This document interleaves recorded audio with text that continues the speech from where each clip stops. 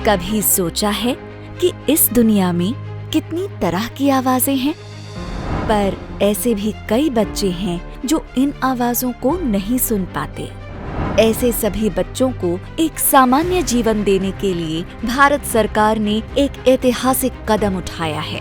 प्रधानमंत्री जी के नेतृत्व में भारत सरकार ने इन दिव्यांग बच्चों के लिए कॉक्लियर इम्प्लांट प्रोग्राम की शुरुआत की है। कॉक्लियर इम्प्लांट उन लोगों के लिए होता है जिनको हियरिंग एड मतलब श्रवण यंत्र से फायदा नहीं होता है। आप और हम जब सुनते हैं तो जो आवाज़ है, आवाज़ मतलब वातावरण में कंपन होते हैं। वो कंपन हमारे बाहर के कान से अंदर बीच वाले कान में जाते हैं, बीच वाले कान से अंदर वाले कान में जाते हैं। अंदर वाले कान में वो कंपन इलेक्ट्रिक करंट में बदल जाते हैं और वो इलेक्ट्रिक करंट कान की नस हमारे मस्तिष्क तक लेके जाती है। फिर आवाज़ क्या है समझना वो हमारे मस्तिष्क में होता है। जब बच्चों को सुनने की दिक्कत होती है तो पहले तो स्टेप होता है कि हमें देखना है कि उनको सुनने में दिक्कत कितनी है।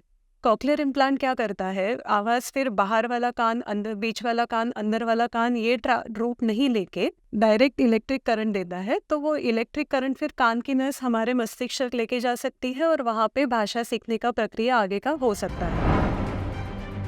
कॉक्लियर इम्प्लांटेशन श्रवण दिव्यांगता वाले बच्चों के इलाज और विकास का एक प्रभावी तरीका है।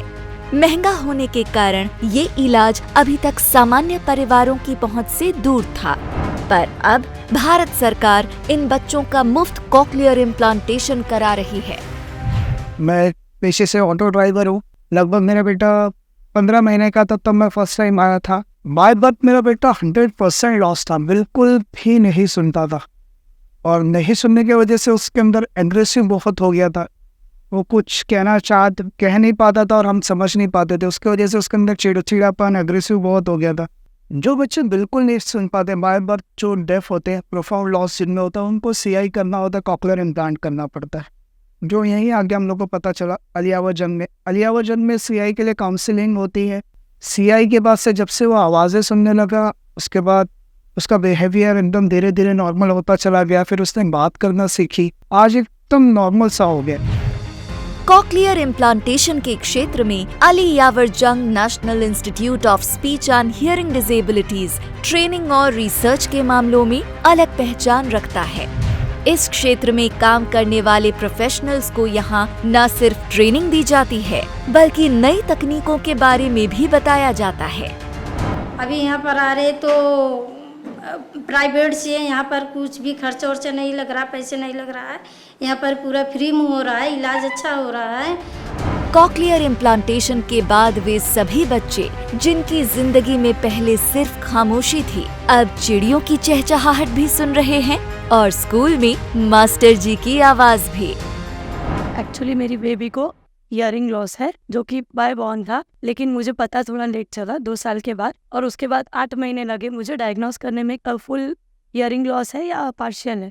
तो फिर मैं यहाँ पर आई और यहाँ से मेरा आगे का प्रोसीजर चालू हुआ जिसमें मुझे ऑलमोस्ट 1 साल लगा।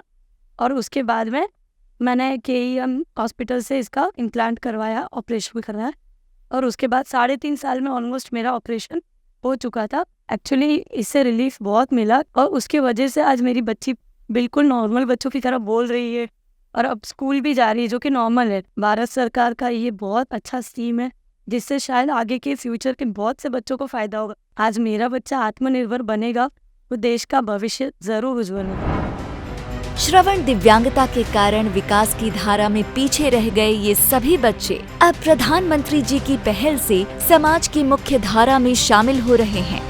इस योजना का लाभ उठाने के लिए इस वेबसाइट पर जाकर अभी अपने बच्चे का रजिस्ट्रेशन कराएं।